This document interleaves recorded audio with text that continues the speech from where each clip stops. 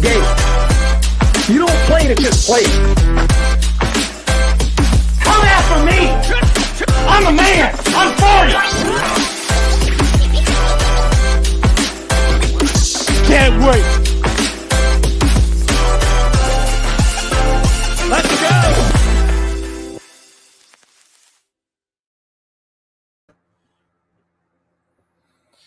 Good morning. It is once again time for Coffee and Sports. It is the morning show here on Sports Empire Network. Thank you so much for making us part of your daily morning routine. Whether you are watching us live on YouTube, live on Facebook, or live over on Roku TV, thanks to the fine folks at Northeast Streaming Sports. I am Chris, and of course, that is Mo. Mo, how are you this morning, sir? Doing good on a Feel Good Wednesday. Thanks for everybody that's checking us out right now, and those of you who will be listening to us later, whether you are coming to or going from work. We appreciate you all the same. Mo, we got some breaking news this morning. Broke just a few minutes ago. The unfortunate news that Deshaun Watson is going to miss the rest of the current NFL season.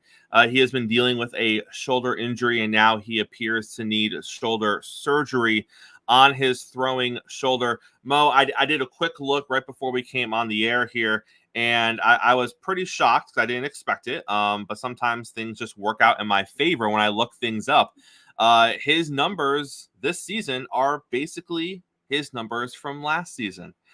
His first season where he only played those 6 games where he was rusty, right? He didn't play football in over a year.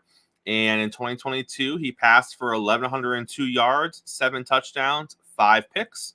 This year, he passed for 1,115 yards, 13 more yards, 7 touchdowns, 4 picks.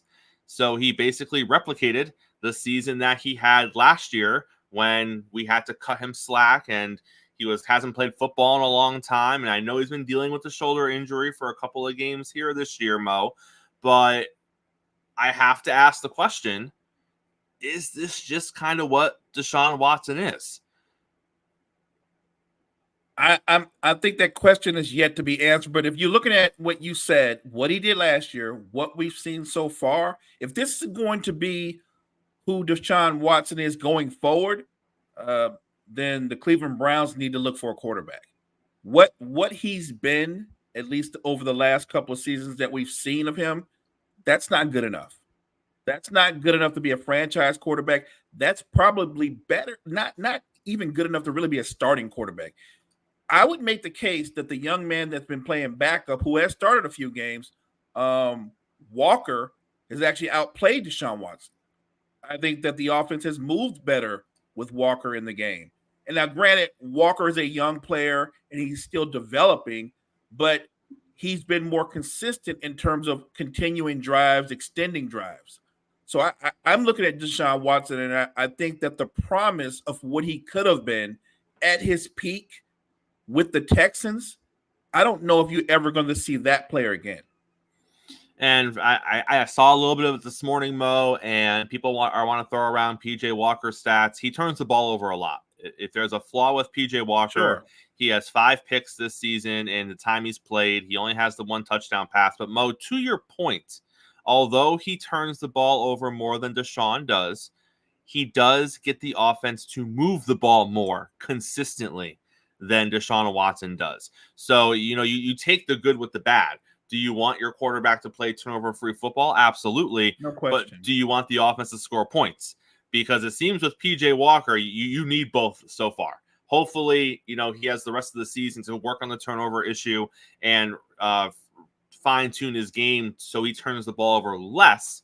But at the same time, you need the offense to move. You need the offense to score points. If the Jets' offense could score points, people would deal with Zach Wilson's turnovers. This is why we deal with Josh Allen's turnovers in Buffalo. Absolutely. Because he scores points. So you'll take a pick or two, maybe not so much this season, but you'll take a pick or two a game from Josh Allen when Buffalo is averaging 28 or 31 points a game. You can't look at Deshaun Watson and be like, well, we're happy with what he's doing when he's only leading you to 14 points a game, but he's protecting the ball, so it's okay. That's not how the NFL works today, Mo. He looks like he's playing scared, and I'm talking about Watson when he's out there. Yes, Walker does turn the football over, but it seems like for whatever reason, when Walker's in the game, they open the playbook up, that they do more, that they're more aggressive going downfield, which it doesn't make sense. But if you actually look at Deshaun Watson in the microscope of what we've seen the past 2 seasons, he's not the same player. He looks like he's playing not to lose or to make a mistake. He's not just playing football. And that's the biggest difference. When Walker is out there, yes, the young man makes mistakes. He will throw bad picks, but he's playing football. He's aggressive. And I think the offense and their defense needs to see that from their quarterback. Well, whatever we see from PJ Walker, he has, half a week to figure it out and kind of get in there and then put the game plan all around him. Because it's a big one. It's a big one this week for the Browns. They got the Steelers. Big division game. It's a big game with playoff implications.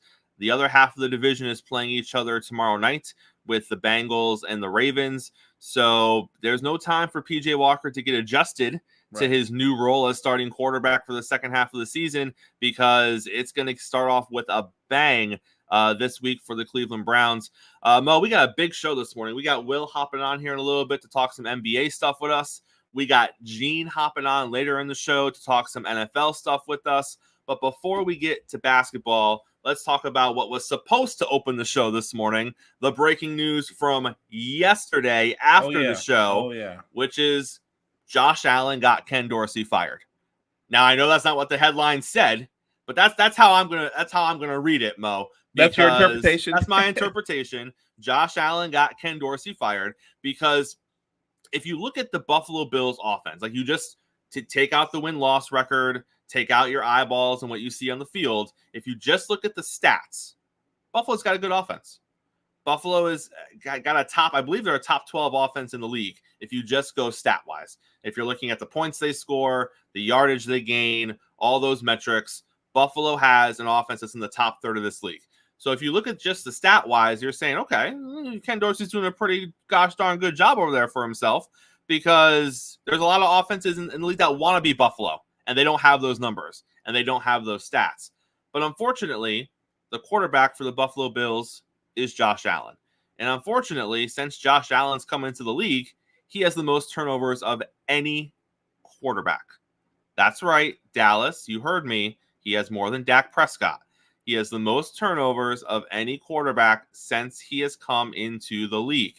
And that's an issue for an offensive coordinator. And that's an issue for an offensive coordinator because when Josh gets uncomfortable, Mo, what does he do? He likes to run. He likes to put the team on his back. He likes to go off script. He likes to throw across his body, which usually leads to interceptions. He likes to hang on to the ball too long because he thinks he can take a hit, or he thinks he can squeeze it into a tight window, which often leads to turnovers and fumbles. That is Josh Allen. Now, credit to Brian Daboll, Mo, because Brian Daboll basically beat it out of him. I don't know what Brian Daboll did to Josh Allen when he had him in Buffalo, but he made him throw the ball quicker. He was turning the ball over less. Yes, he was running probably more than we wanted him to run, but at the same time, he was running to the benefit of the team and not just on the off time, on the things broke down kind of plays. Brian Daboll got you the best version that we have seen in 6 years of Josh Allen. Brian Daboll is also a very particular kind of coach. And Mo, would it be fair to say this morning that maybe Josh Allen only works with a very particular kind of coach in his corner? Oh, I would agree with that 100%. I think what Daboll was able to do was he made him go through his reads quicker. He was more decisive in his decision making, and he was a more efficient football player. And that's an odd thing to say, right? We don't associate Josh Allen with the word efficient. He can be spectacular, and he can make throws and plays that will blow your mind, but I wouldn't call him efficient. And I think Daboll brought that out in him. At least I want to say he kind of put the cuffs on him in terms of those off-script plays, right? Some guys excel in off-script plays. I think with Josh Allen, it's 50-50 on off-script plays. It's not always for the betterment of the team. And Daboll brought that out of him. And when you talk about what happened with Ken Dorsey today or yesterday, I didn't think he'd be fired, so I'll be honest. I'm surprised. You brought up that they're a top 12 offense, which isn't terrible. That's pretty good. But when you look at the talent that they have, they probably should be a top 5 or 6 offense at least. Right? Well, if Josh Allen Really. stopped throwing damn interceptions. Right. So yes, Josh Allen to me is part of the problem. But to be fair, we talk about this a lot throughout the season, at least until this point. The play calling hasn't been great. Josh Allen has turned the ball over. But if you preach run the football, balance your offense out, and they don't balance the football out or balance the offense out, that's not Josh Allen. That's the offensive coordinator. For whatever reason, Ken Dorsey was more Josh Allen centric. He made it more about Josh Allen, and that was a mistake. It's funny. By making it more about Josh Allen, he got himself fired. Yeah, and it's interesting because you look at what Dable did, and they didn't have a running game when Dable was there. Let's be fair. They tried, just like they've tried with Ken Dorsey, and they didn't really have – I would argue they had less success when Dable was there because I think Dable leaned more into Josh Allen being the runner. But at the same time, he also leaned into, Josh, if you're going to run, you're going to run. You're not going to run and try to throw the ball last minute. And those were the things that he kind of cleaned up with Josh as far as, the turnovers and what have you. But it just seems to me, Mo, that, and I know that Joe Brady, I think he has an uphill battle because I think he's facing a situation with Josh Allen where Josh, when he falls back into his tendencies, this is what he is. And I think that Ken Dorsey probably gave Josh too much leeway and too much freedom to do things. And I think it's almost like a Brady situation. When you look at Brady knew exactly what he could and could not do. You never saw Tom Brady trying to go off script. Tom Brady was never out there trying to run out of the pocket and do crazy things. If it wasn't there, Tom Brady would just throw the ball into the ground because Tom Brady knew we were going to live to play another down. I am not going to be something that I am not. And more often than not, if it wasn't there, someone didn't do something right on their part. Right. So he was angry at them for not doing their job. That's what Brady was. And the beauty of Brady is, like you said, he would either throw the ball away or he would literally take himself to the ground. Like, no need to take a hit. I'm not trying to be Michael Vick. He just took himself to the ground. Like Brady was like, I'll get up and we'll go to second down or third down, whatever the case may be. And that's a hard thing to do. Very few quarterbacks are that disciplined to play within themselves. And when you have the ability that Josh does, Mo, I mean, he can be Superman. Absolutely. He has the ability to lay out a linebacker. He has the ability to throw a defender to the ground. He has the ability to chuck it 70 yards down the field with a flick of his wrist. And I imagine it's hard to coach somebody who knows they have those God-given abilities. Brady couldn't do that. And Brady knew that he couldn't do that. And other like Kirk Cousins knows he can't do that. So you see moments where like Russell Wilson just takes a sack because Russ knows it's over. There's nothing I can do right now. Right. You've just seen give Ryan myself Tannehill up this season. Just take a sack because Tannehill knows I'm not getting out of this. But when you're a Lamar or you're a Josh Allen, I think they always think in the back of their minds, I can. Just if there's just a little sliver, I can. And is Joe Brady going to be fighting an uphill battle with Josh Allen to coach him out of maybe you can, but we don't need to see if you can every time? He's going to be fighting an uphill battle. Hopefully you think with what happened with Dorsey, in some ways it can rally and galvanize the offense. I would say this: if you're Joe Brady, you have that conversation with Josh Allen about let's get through your reads quicker. If it's not there, it's okay to throw the ball away. It's okay. Sometimes it's okay to go 3 and out and punt the ball rather than force something downfield and make a turnover. I would say this: if you're Joe Brady, Josh Allen might be someone you want to have a conversation with, but you definitely want to have a conversation with your number 1 wide receiver. You want to have you want to have a conversation with that guy because I think that guy and family members are talking a little bit too much. So you want to kind of get that stuff out of the way before you ever hit the field. We're going to discuss that later on the show because that's a whole different story. But Mo, right now, we're going to take a quick break. When we come back, we're going to have Will on the show. We're going to break down a wild night in the NBA last night. There were fights galore. There was pushing galore. Points were being dropped everywhere. Wemby and Chet played against each other. That was something. And we'll talk about all of that and more. Don't go anywhere. It's Coffee and Sports. It's the morning show. We'll be right back. Hey, y'all, I'm Key. And I'm Jory, and tune in to Hoop Dreams and Touchdown Queens every Saturday at 5 p.m. over on Sports Empire Network. And don't forget, also watch us on Roku TV at Northeast Streaming Productions. So tune in. Welcome back. It is Coffee and Sports. It is the morning show, and we are joined now by Will. Will, how are you doing this morning, sir? How you guys doing this morning? Thank you for having me. I appreciate it. What's up, Will? How you doing, man?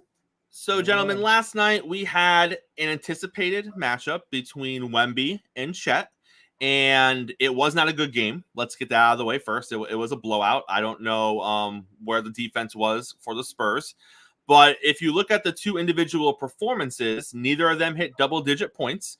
Chet had his own issues last night. He was fouled pretty hard a couple of times.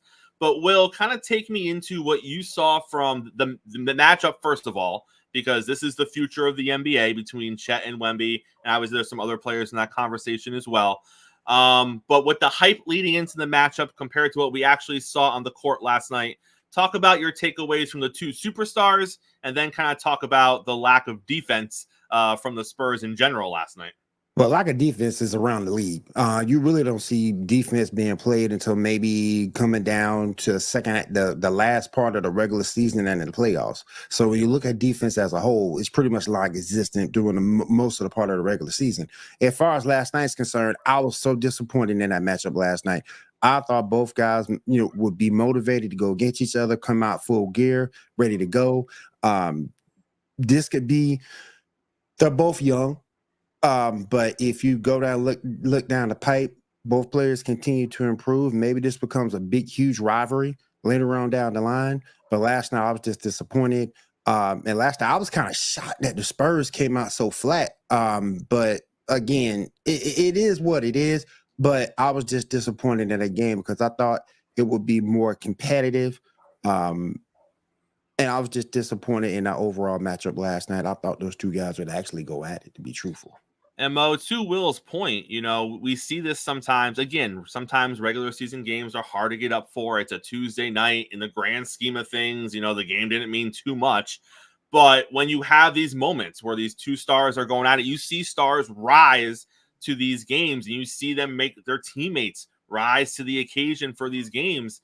And to Will's point, there was no rising out of the Spurs last night at all. They never got off the floor in the first place. But more to Will's point, the two stars didn't really rise either. It wasn't really about them. Neither of them could have played, and you wouldn't have missed a beat.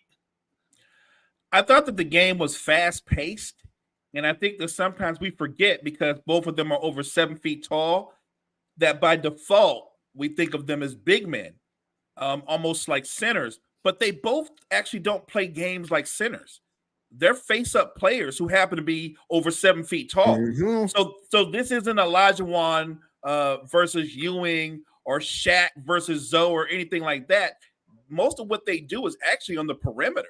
So it's a different thing. They're face-up. They're jump shooters. They're more skilled. I always want to hedge that conversation with you can be more skilled, but being more skilled by default doesn't make you a better player. I think they're both young. I still think they're developing, and we don't know what they are. I don't know if Wemby doesn't end up being a 7'4" forward versus being a center. Same with Chet. I don't see them both as bigs. Like, when you see them match up, do you see Wemby trying to guard Embiid or Jokic? It's not going to work out well for him. Ain't going to work out well for him. It's not going to work out well for him. You're going to have to play a big alongside either of them to guard bigs like that. They're not traditional bigs in themselves, but they're physically big men. We're talking about guys that weigh 260, 270. Wemby and Chet, I know somebody made the joke combined might weigh a little bit over 200 pounds. Like, they both could eat several. They both could eat several turkeys and still be lightweight. So the matchup was disappointing because you wanted to see maybe not like a Miami Heat Knicks rivalry, but you kind of wanted to see that competition between two up and coming stars, right? I wanted to see the back and forth, and we didn't get that. And part of that was this. Oklahoma City actually has one of the 5 best players in basketball in SGA, and he was clearly the best player on the floor. So he made it about him, which is why it was a blowout. Can I ask you a question, Mo? Would you consider those guys more power forwards with a small forward skill set? Yes, they're very skilled. I think people need to realize that these guys aren't going to be doing that hard back to the basket crab dribble. They're very skilled. They can face you up, put the ball on the floor. So you should look for a match of skill versus the traditional back to the basket in the paint, body slamming against each other. That's not what their games are about. Do you think Chet has that mindset to go after somebody like that, though? Because I started thinking about that last night. I can see it in Wemby somewhat, but do you think Chet has that mindset to really go after a player that he might consider a rival? Wemby might be a little bit more skilled, but I actually think Chet is the guy with a little bit of a mean streak. I think Chet's got a little nasty in him. So yeah, I think he has the mentality. He just had an off game. The game was over with before it could get started. So Chet didn't really have to contribute because they just blew the doors off the Spurs. But I think Chet's got that mentality to go after people. You can already see guys try to be physical with him, and he's not taking it. He's letting you know, like, you're not just going to push me around. So I actually think he's the nastier of the two. And if you look at Chet's flagrant that he received last night, his head bounced off the floor. So you see him go down, you see his head bounce off. He grabs his head, and then you almost you see a slight hesitation, and he pops right back up. Like he wasn't going to stay down, even though he was clearly hurt.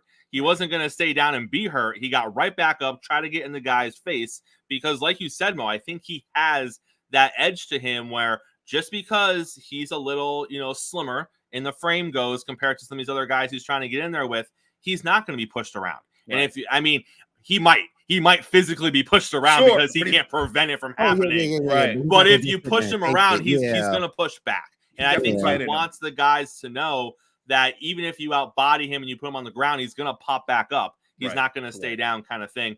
Well, it's interesting to say, and we don't talk about this a lot, but the first few games this season, it kind of looked like Russell Westbrook was kind of feeling something, right?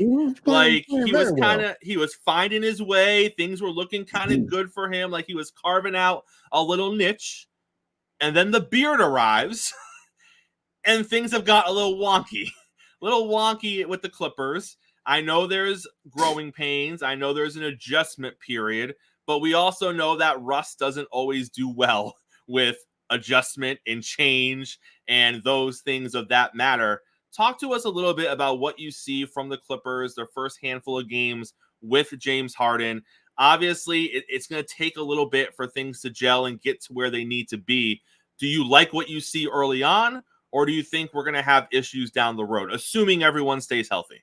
I think eventually they will get everything figured out. But right now, I'm not understanding the deal. I'm not understanding the trade, because the one thing that the Clippers didn't need was scoring. If you get somebody like, let's say you get like a defender, I got you. If you get a backup big man to go with Zubac, I got you. But I don't understand why you needed another score. Because see, you talk about adjustment. Well, not only is Russell Westbrook adjusting, so is James Harden. And now you're looking at the fact that you got to get this man adjusted. And what does that mean to get adjusted? That means you have to give him the ball. He's a ball dominant player. He's not playing the role of facilitator. He's playing the role of a scorer. And that's what the Clippers don't need.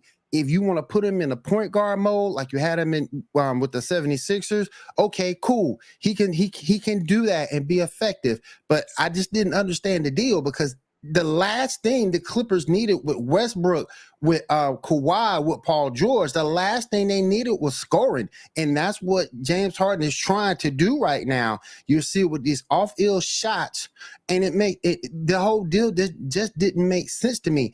I always thought when this trade happened, somebody got to come off the bench. Well, at first I thought it was going to be Russell, but now I'm thinking maybe you need to see James Harden come off the bench, because I don't understand how you can play these 4 guys or even attempt it together. I just didn't understand the deal, because it's the exact opposite of what the Clippers needed. The Los Angeles Lakers, they played a JV team last night, and they handled them pretty well. So they're off the schneid when it comes to their road record.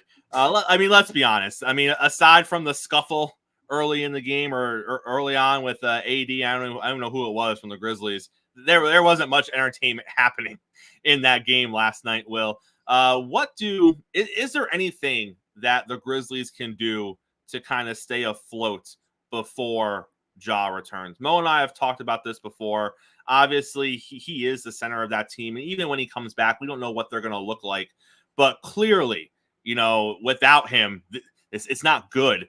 But is it going to be a lost season for this team? Is it going to be a situation where even when he comes back, it's not going to matter? They're going to be too far gone to make any run to get into the playoffs? Well, understand too, Rose is out as well. So, and Steven Adams is gone. So you're going to have to, it's next man up. And I don't know if they have the depth to overcome the starting five that most of these teams are trotting out there. And you say a JV team, I laugh, but that's the closest thing to the truth. So I think it's going to be a lost season for him. Jeff for them to make the plan would be a phenomenal job for that team.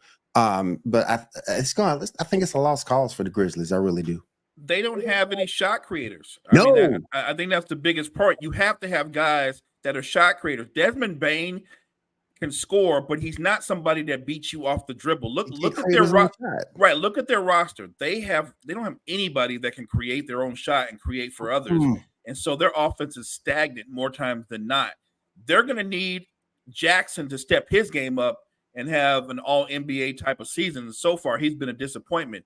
If they don't make a move and they continue with the current roster, they're going to be so far behind by the time Ja gets back, it won't matter.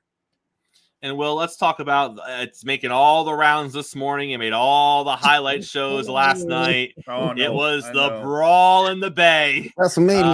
Brawl in the Bay. Klay Thompson and Draymond Green are ejected last night. Klay gets into it. His jersey gets ripped. And then he apparently is grabbed around the neck by Rudy. So Klay reacts like a pro wrestler would. He comes up behind him and locks in the sleeper hold real tight and real good. What did you see last night, starting off with Klay? It looks like, just frustrations are kind of boiling over in Golden State. They got off to a hot start. They're not playing the way they want to play right now. Klay isn't usually that guy. He definitely got a little heated last night. Draymond is that guy. Draymond will come in and he will be the enforcer and he will clean things up and he will be over the top. And that's what he was. But first, talk to me about Klay, and then talk to me about if you had any issue with what Draymond did at the end. Yeah, I've been saying this, and I do another basketball show during the week, and I've always said, and I always get pushback, that Klay is not the same player that he was before his injuries. And granted, those two injuries he suffered would take away some athletic ability from you. I don't think he's the same player when it comes to him performing the way he was pre-injury. So I think there is some frustration there. They're 6-6 right now. You're playing 500 ball. Steph didn't play last night, so I can see why you're frustrated. You're not playing to 100%. As far as Draymond goes, Draymond liked to fight too much. I felt like last night was WrestleMania. That's what I thought it was last night. It was WrestleMania last night from what he did to Gobert. And I don't know if Gobert didn't see him come around and grab him. I don't know. But I thought it was kind of funny from Gobert to be talking stuff to him as he was walking off the court. Come on, man. I love Rudy Gobert after the fact. Like, you're lucky. You're lucky because I was about to break out of that sleeper and reverse it. He said like he had him in a task mission. He didn't just put him in the sleeper. He was walking him. He was walking him across the court. I think he was trying to walk him to the ring corner and do something off the top post or something like that. Here's the thing is, I would normally never say anything Rudy Gobert is spot on. But I thought that he said something that I agreed with. He said that when Draymond realized Steph wasn't playing, he did something to get himself kicked out because he didn't want to play without his boy. And I thought, you know what? Draymond might have thought, like, you know what? I need a night off. That's I a need good a night point. off.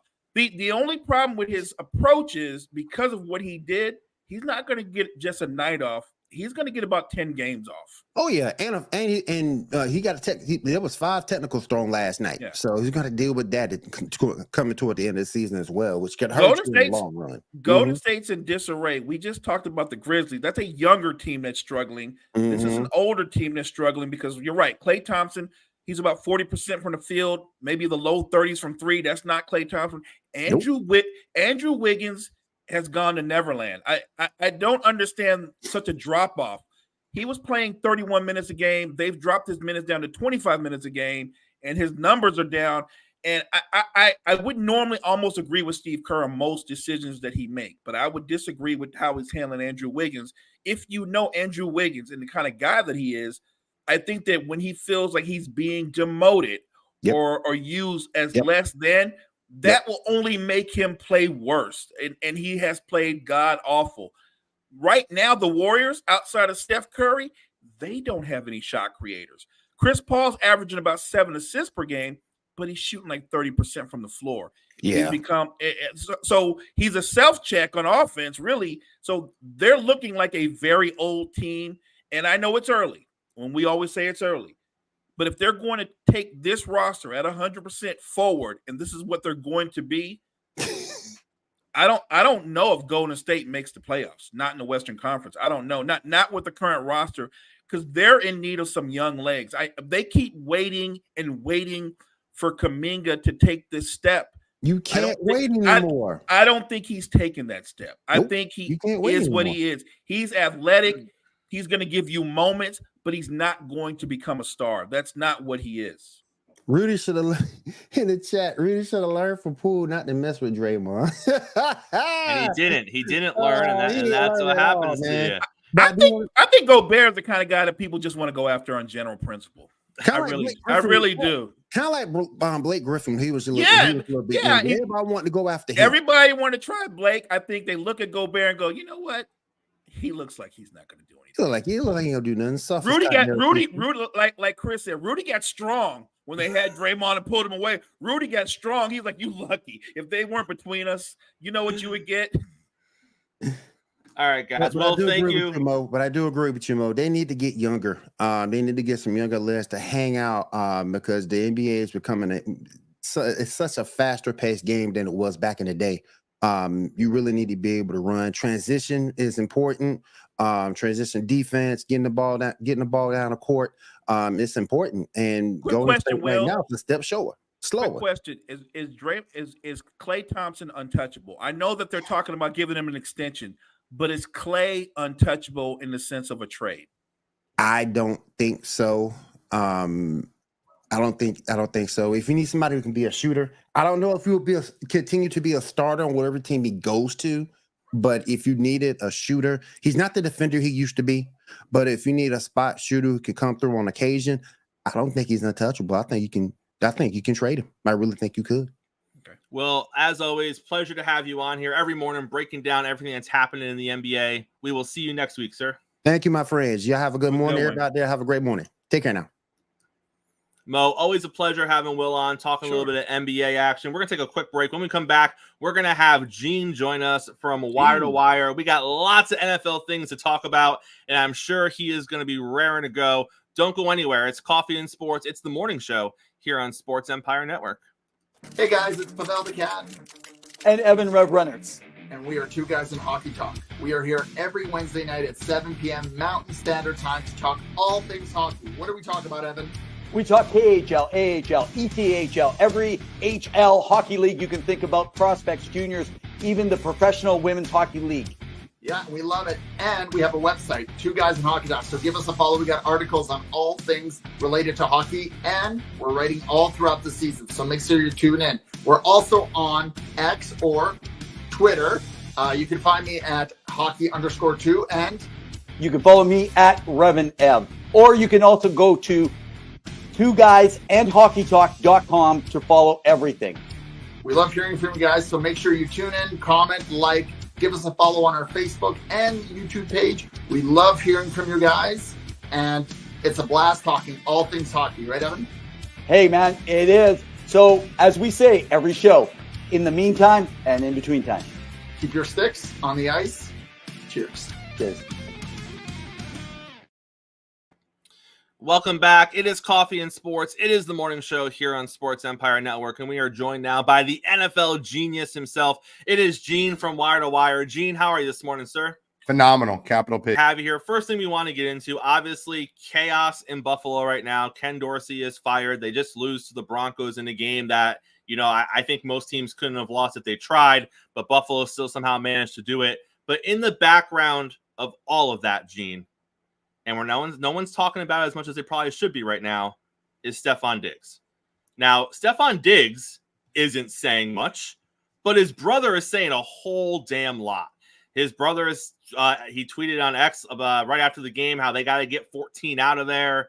And then he was talking about later on yesterday about how Josh Allen is what he is because of Stefon Diggs, which is funny because then someone fired back and they showed all Stefon's accolades since he's been in Buffalo. And they're trying to say that Stefon is what he is because of Josh Allen.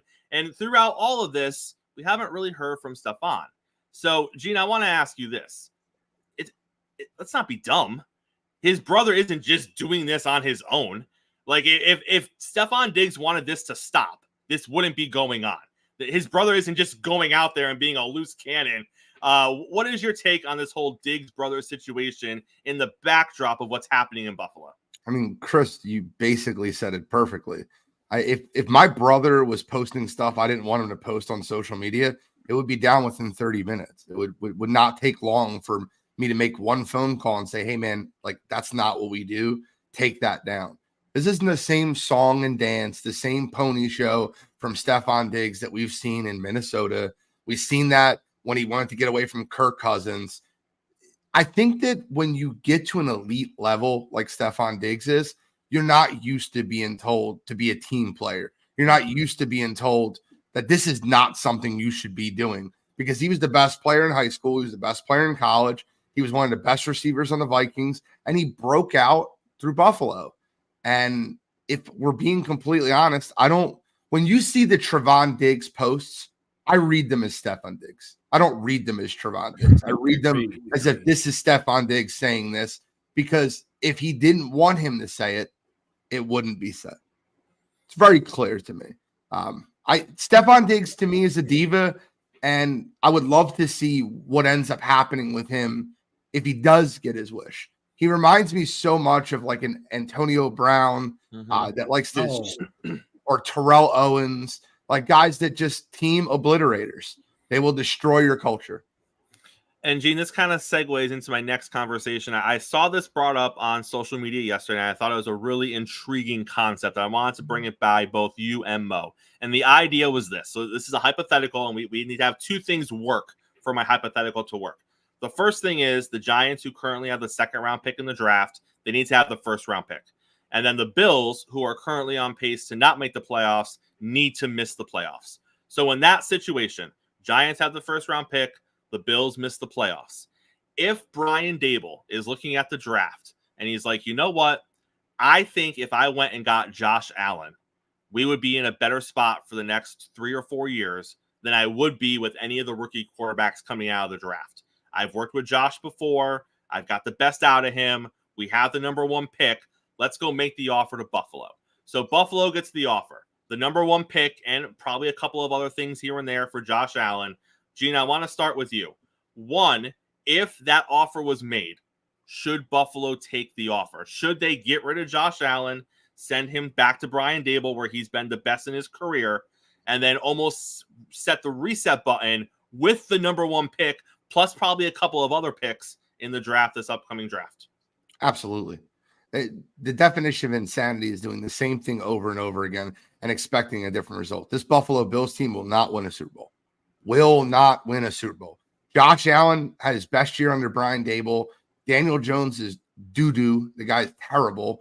I think that it would be the exact thing that you need to do in New York to get out of that huge contract of Daniel Jones and to move on. Because what essentially they can do is they can send Daniel Jones back to Buffalo because the salaries kind of match and it wouldn't screw up Buffalo's cap situation. by moving Josh Allen, but you get the number 1 pick and you have a quarterback there that can help groom that, right? Quarterback that you can get out of his contract after the second year. It's 100% the move. I think that it's the perfect move for both organizations. New York desperately needs a quarterback. You could probably get him to throw in Gabe Davis, who he's used to throwing the ball to, and add that to like Jalen Hyatt and Darius Slayton, and actually have a receiving core to throw the ball to, not to mention pairing him up Saquon Barkley.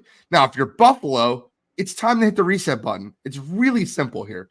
You have a team that's not moving forward. You can keep Stephon Diggs. You can give him Caleb Williams, explain he's a young quarterback, and they can develop together. You give him a bona fide number 1 wide receiver. Getting that situation and getting an offensive coordinator in there to pair with Caleb Williams makes that rebuild 1 year. Doesn't make it 2, 3, 4. It makes it a 1 year rebuild. Hey, you never know what's going on with CJ Stroud down in Houston. I think Buffalo is set up in a better spot than Houston was this year when CJ Stroud got there. So if you bring Caleb Williams in and he just does what CJ Stroud's doing this year, which by prospects rankings, CJ Stroud is far inferior of a prospect than Caleb Williams. Mm-hmm.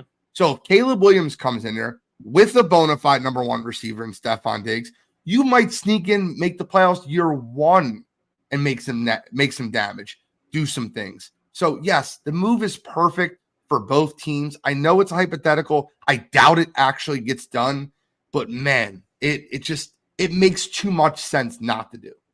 Gene, in that hypothetical, is Sean McDermott still the head coach of the Buffalo Bills?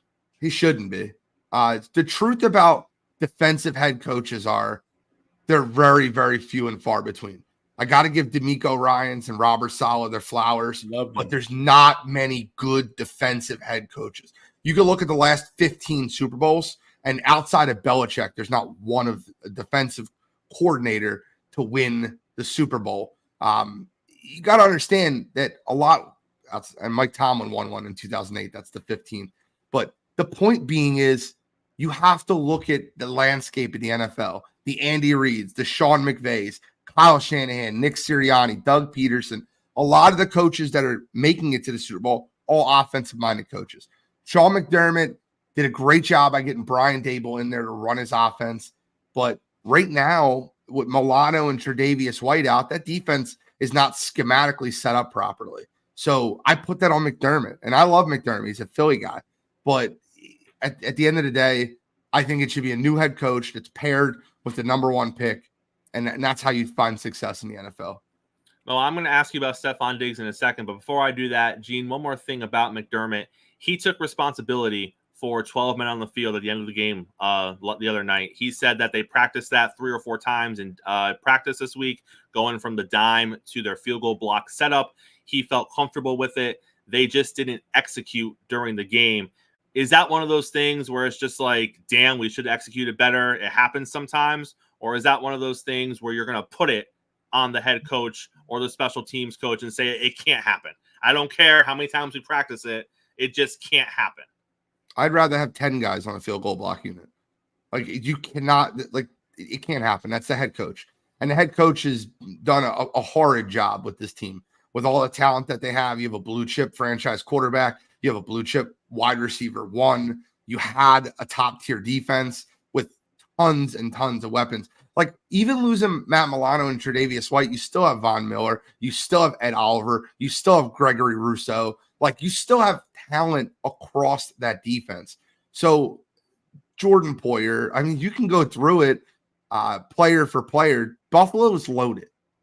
Well, and they have a legitimate number 2 option for Josh Allen now in Dalton Kincaid. Fact. I think that McDermott is 100% the issue there. I think that a head coach could easily pull Stephon Diggs into his office earlier in the season when this stuff was going on and say, this needs to stop immediately. I honestly, at 5-5, I'd sit him for a week. I'd sit Stephon Diggs. Look, I understand that you need to make the playoffs, but at 5-5 right now, I would really let him know that you're not going to pull this stuff. And I'll sit you for your brother's comments. And Mo, if that were to happen, I think it should. But if they were to sit Stephon, that's the last straw. You know that he's not going to want to play in Buffalo anymore. So, Mo, at that point, what is his value on the open market if you're going to try to trade him? Because it's just getting messier and messier week by week in Buffalo, and it's not really endearing to other teams who you want to call and say, hey, give up something for this guy who is potentially probably going to eventually be a headache at some point down the road for you, just like he was in Minnesota, just like he is for us. You know what? It does remind me of the T.O. situation, right? Wide receiver savants that are special talents like that, they have honeymoon periods. And when he went to Philly, he was a monster that first year. I mean, a monster. Just they were dominant with Terrell Owens on that offense, and he can be that way. So I do think Diggs has value in the market, but you have to know your team, know who he is, and know that we've probably got 2 seasons, maybe 3, of him being a team guy, and then he's going to get frustrated, and then he's going to start talking, and then he's going to take to social media. So if you know that, and you've got a strong coaching staff, there will be a honeymoon period where you will get the best version of him. So he has value. First of all, let me go back. Love the hypothetical. Love everything about the hypothetical trade, except I would not keep Stephon Diggs with a young quarterback because he could be the best friend, but my thinking is the way he is, he'd be their worst enemy. He'd have to go. He would have to go. But I love the hypothetical. He does have value, but again, it's a honeymoon period, and you have to max out that honeymoon period. And the one thing I will say, because Terrell did this, he was Buffalo, he was in Dallas, he was in Philly, he was in San Fran. I don't think Diggs is going to have the longevity of his career. I mean, I don't think that Owens and Diggs are on the same level. I think Terrell Owens is one of the best wide receivers all time. So one of the reasons that Owens had a chance to leave San Fran and go Dallas and Buffalo and Philly and have success with multiple organizations before eventually fading out and causing his issues is because he was an elite talent. I think Diggs is a good talent, but I don't think Diggs is going to be in the league long enough to bounce around as much as Owens did. I think whoever his next stop is will probably be his last stop before we start to see him kind of drop off from that top tier of wide receiver in the league currently. Gene, you have something you want to say? Go ahead. Yeah. If Stephon Diggs can't make it in Buffalo with a top 5 quarterback and Josh Allen, what situation is he going to go into and be happy? Like, he's the most targeted receiver in the NFL for the last 3 years. He is with the top 5 quarterback on mostly everyone's lists. If he's not going to make it in Buffalo, where? What's the situation that he walks into that he's happy with? Oh, you think that the Kansas City Chiefs and Andy Reid are going to put up with that? No. Like, what situation do you go to? The Bengals don't have the money. If I was Stephon Diggs, I'd be thinking to myself, where can I go? What would be a situation I could go that would be better than this situation? And you've seen what Amari Cooper did down with his brother there in Dallas. He had the same issues with Dak Prescott. So do you want to go down there and go play with your brother and have a situation down there when they already have CeeDee Lamb, a bona fide number 1 receiver? Where would he go? That's the real question. But Jerry would take him, Gene. And that might be the spot. That really might be the spot. Until it's not the spot. I love that Jerry Jones does things like that, because that money would be going to bolster the offensive line. That money would be going to bolster to pay Micah Parsons. That money that they have to pay Stephon Diggs would go to so many other positions of need, and they'll throw another wide receiver out there and be like, we got it. Yep. Look at all the toys we got. Gene, Buffalo had one of these a couple of weeks ago. The New York Jets had one now. The good old players-only meeting. Wilson calls the players-only meeting so the offense can just put everything on the table. I don't know what we're putting on the table, aside from the fact that Zach Wilson's not the guy. I don't know. I'm assuming Zach Wilson was at the meeting. If I was Zach Wilson, I would have tried to have been busy during the meeting, because I feel like it would have been really awkward for me at the meeting. But they have the players-only meeting, Gene. It doesn't make a difference. It didn't make a difference for Buffalo after their players-only meeting. They just lost to Denver. So what's it really going to do in New York? Because if Zach Wilson is the guy, this is what you're going to get. You're going to get games where sometimes he looks all right, and sometimes some drives he looks pretty good. But in the end, this is what you get. I disagree. I think that the New York Jets as a whole are unsalvageable with Zach Wilson. However, I think that they needed to have a players only meeting to be able to fix the culture that's in the room. You've seen they cut Michael Carter right after the meeting. So the second year running back out of North Carolina has been released. I don't know if that had anything to do with the players only meeting, but what I will say is this, right? The culture on that team, that defense is elite. The culture on that team, as far as the head coach, is elite. The culture on that team when Aaron Rodgers is there is elite. So I think that the meeting would have been way more for keeping a winning mentality and a winning culture than it is to salvage the season. I don't think Zach Wilson can salvage the season. I think they need to find a way to call out 2 wins in the next 3 games and hope to God that Aaron Rodgers can defy any type of miracle and come back for the last 3 games of the season. Not going to happen though. I applaud them for not giving up. I applaud them for trying to fix the culture there. I'm always for players only meetings because you can air out grievances, but it reminds me a lot of the meeting that Josh McDaniels called for the Raiders and was like, all right, guys, tell me what is wrong. And they're like, you.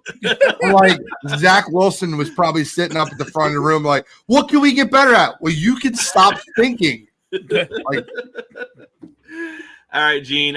Big week for you this week. Monday Night Football. It is the Super Bowl rematch. The Eagles and the Kansas City Chiefs. Obviously, both teams record-wise are the best in their conferences heading into this game. Both teams have separate things that they're working on, but despite what they're both working on, they're both the best that their conferences have right now. Give us kind of a preview from both sides going into the game. What are you expecting from your Eagles? What are you expecting to see on the other side of the field? It's a big one. Andy Reid has been coaching for 26 years. Coming off a regular season bye, he's 21-4. It's incredible at preparation. He's one of the best preparation coaches in all football. Nick Sirianni, however, is 2-0 coming off the bye. Mm-hmm. So I'm okay with that. I'm all right with that. Philadelphia has been rearing for this rematch. It's a revenge situation for us. We want it. We wanted it in Arrowhead. We want to go into their house. We feel like we owe them. We feel like we owe them after what happened in the Super Bowl. Like, we wanted to extend the game, right? Give us another quarter. I think it'll be a great matchup on both sides of the football. I think that Travis Kelce will have an incredible game because the Philadelphia Eagles middle is just horrible right now. Kevin Byard's still taking some time to get adjusted. They lost Nakobe Dean. He's back on IR. The bye week will help Philadelphia, though. There are a lot of reeling injuries, a lot of nagging injuries, and it wasn't just Jalen Hurts. Lane Johnson's been hobbling around. They'll get Cam Jurgens back. They're starting right guard. You're going to get a lot back from Philadelphia coming off this bye week. And I think the one thing that helps Philadelphia is their bye week came when they were already at home, whereas Kansas City's bye week came when they were in Germany. So I don't know how much that helps, but I think that'll slow down Andy's preparation just a little bit. And I think Nick Sirianni's been gearing up for this game for a few months. I love Philadelphia in this spot. You heard me say 2 weeks ago that I thought Dallas was a bad spot for Philadelphia. I love Philly in this spot. On Monday Night Football. Excuse me. All right, Gene. Thank you for being here this morning. We really appreciate having you, Gene. We'll see you next week, sir. Take care. All right, Mo. Before we head out of here this morning, I want to talk a little college football. And we all see what's happening in the NCAA with Michigan and Jim Harbaugh. And he had the whole recruiting violation, the hamburger thing. Did he feed them? Did he not feed them? And then they didn't like how he kind of like lied about feeding them and wasn't really helpful with the whole situation. And then there was the suspension. And then we had the sign stealing scandal that we come to find out that Harbaugh wasn't really complicit in. It was under his watch, but it's not like he was paying the guy or giving the guy itineraries to go steal the signs, but still underneath his watch. So there has to be some discipline, but it's an active investigation. And then we find out there's an emergency meeting of the Big Ten because we got to punish Harbaugh now. We've had enough of Harbaugh. We don't want to wait for the NCAA investigation to do their part. We need to punish him now, which, by the way, has never been done before. The NCAA investigation is always allowed to play out. Yes, it takes some time, but it takes some time, Mo, because they're investigating and they don't want to rush to a decision and punish someone before they have all the facts. Well, it's pretty clear why the Big Ten wanted to punish him so quickly, because 2 of his next 3 games are really big games. One of them was last week against Penn State, and then he has Ohio State in a couple of weeks. And if Michigan happened to lose both of those games, well, that could really derail a Michigan season, which would really send a strong message to Michigan and Jim Harbaugh, wouldn't it? Obviously, they're not saying that, Mo, but we all can read between the lines. Well, we can also read between the lines when Jim Harbaugh talks now, because he spoke to the media yesterday, Mo, and he was in full troll FU mode, talking to the media, talking about the adversity that his team is, not talking about his suspension, just talking about adversity and how Michigan is now America's team, Mo. That too. I love it. I'm all for it. I think it's hilarious. But do you love it, Mo, if you're Michigan? Because think about this. The last thing Michigan wants is Jim Harbaugh waving the middle finger to the NCAA during an active investigation. You thought that the Big Ten was petty with what they did to Harbaugh. If the NCAA feels slighted and feels like Harbaugh's raking them across the coals in the media and making them look bad, you might see a different level of petty when this investigation is over. And if you're Michigan, that's not what you need, because let's be honest, if the NCAA drops the hammer on Michigan, isn't Harbaugh just going to leave? Right. And that's the biggest issue, right? If you're Michigan, you don't want that. Jim Harbaugh is in full troll mode, not just because he's trying to give the NCAA the middle finger and we're America's team. He's also saying those kind of things because we already know he's leaving. He's leaving. But the thing is, Jim, if you leave, the university's still there. And if they drop the hammer, kind of like when Pete Carroll bounced and SC paid the piper, the University of Michigan will pay that piper while you bounce to the NFL and never look back. So if I'm the university, if I'm the president of the university and chancellor and all and the donors, hey, Jim, we get it. We're with you, but tone it down. Tone it down. Let the investigation play out. Take the high road. And really, with all the evidence or what they've gathered so far, if I'm the university and I'm looking at Jim, I'm like, Jim, it's not like you have clean hands. You know right. What I mean? Like, right. It's not like there's nothing there. So let's just tone it down a little bit, man, because if things go off the rail, we got to pay the price. And it is setting up for Michigan to compete for a national championship. The worst case scenario was losing both those games. They beat Penn State.